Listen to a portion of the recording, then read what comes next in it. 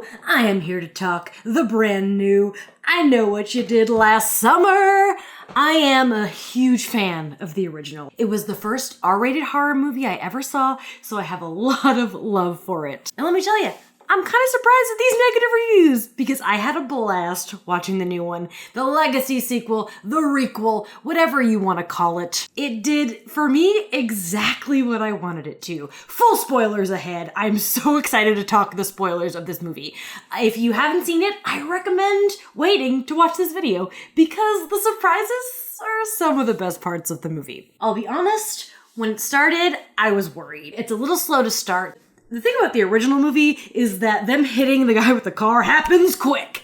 This one took its time a little more, but once it ramped up, I was having so much fun. It is a popcorn slasher through and through.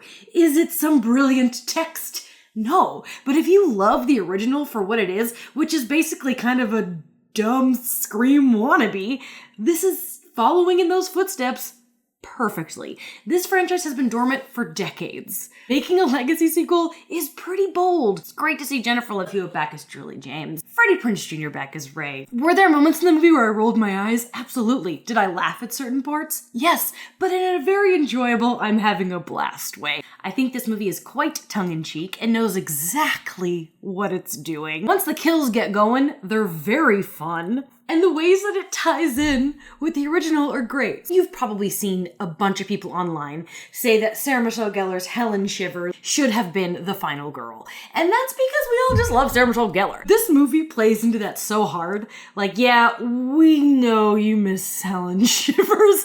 Constantly, people are wearing t-shirts with her face. They're going to her gravesite. Her grave is literally next to her sister Elsa's grave, but nobody gives a shit about Elsa. We all know Elsa was a big old bitch in that original movie. Anyway, she doesn't deserve any love. But then, beautiful surprise number one, they got Sarah Michelle Gellar in this movie.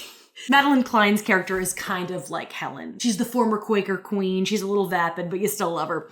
And she has a dream about Helen. And it's a little silly. It's over the top. Is it fan servicey? Yeah, who cares? That's what a legacy sequel does. It appeals to the fans. I can't imagine going to see this movie without ever having liked or seen the original. Here's the thing.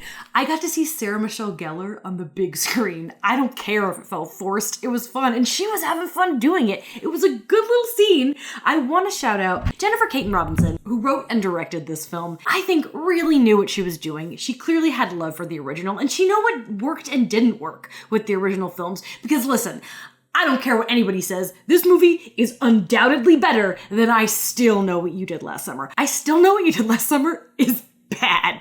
And there's a moment in this movie where Freddie Prinze Jr. makes a joke about going to the Bahamas. And if you know, you know. It's hilarious. Now, I rewatched both movies this week. I've seen the first one a million times. I've only seen the sequel a couple times.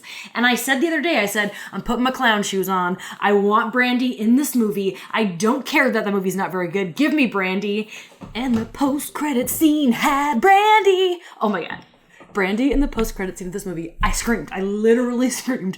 Because who doesn't want to see Brandy on their big screen? We're 90s kids. That's my Cinderella right there. Here's where it all comes down to the thing that will or will not work for people. And it's, spoiler alert, Freddie Prinze Jr.'s Ray is the new killer. I loved this. Now, in certain circumstances, if a longtime survivor of a horror movie turned into the villain, I'd be pissed. But it works so well for Ray, because Ray always kind of sucked.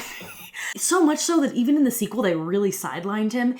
And it's funny because when I was rewatching, I was like, man, Brandy's character is kind of a bitch. She's constantly encouraging Julie to cheat on Ray. It's like, what did he ever do? And then in the post-credit scene, Brandy is seen watching the news that shows that Ray was the recent killer. And I was kind of mad that she didn't go, I never liked that guy, because she clearly didn't. But then Julie shows up at Brandy's house and is like, sorry, it's been forever. Sorry to do this to you again. And then hands her a note with her face crossed out because Freddie Prinze Jr. is in league with one of the teens that was a part of the big accident in the beginning. And they're in cahoots killing with each other. And here's the thing. I saw this coming because what they did in this movie, which is something they don't do in Scream, is make it obvious that there are two different killers by their body bodies. One of the kills, the fisherman was so much tinier than the last time you saw the fisherman. I'm like, that's a girl. There's no way that's not a girl. And I pieced together the twist, but it didn't matter. I still had the most fun. Also, gotta shout it out for being a little gay. Our lead character, Ava, she's bi, and I love her for that. Another great twist was that you think Madeline Klein is dead, but at the end she washes up on shore and she's alive. And what I really liked about this movie is that the two lead girls are the survivors. We have two final girls. It's not like the original where the couple is together. All the boyfriends are fucking dead. And it felt very girl powery when they're like, you're my soulmate. Because best friends can be your soulmate. Girl killer, girl heroes.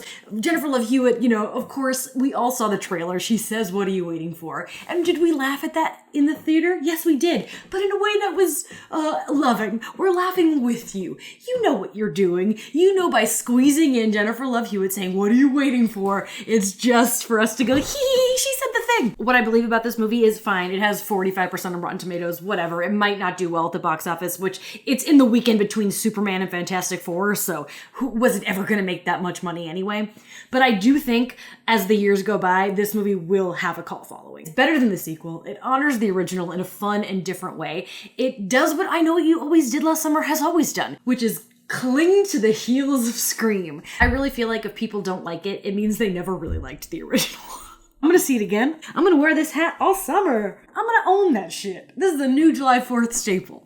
Time for a rating. This movie is very much a 3.5, but I gave it a 4 on Letterboxd. I was just so happy when I walked out of the movie. I couldn't give it anything less than a 4. I saw Sarah Michelle Gellar. I saw Brandy. I hope we get a sequel. I doubt it. I don't have high hopes for this movie's box office, but Jennifer, if you're listening, you've got a #1 supporter for an I Still Know What You Did Last Summer 2. I don't know if we should call it that. Work in progress. Also, in case you're wondering, I also saw Smurfs, and I gave that a 2.5. So don't think I'm just out here being nice to everything, because I'm not. I kind of want to get a crab tattoo now. Should I get a little crab tattoo to honor these movies? Because I'm just so happy.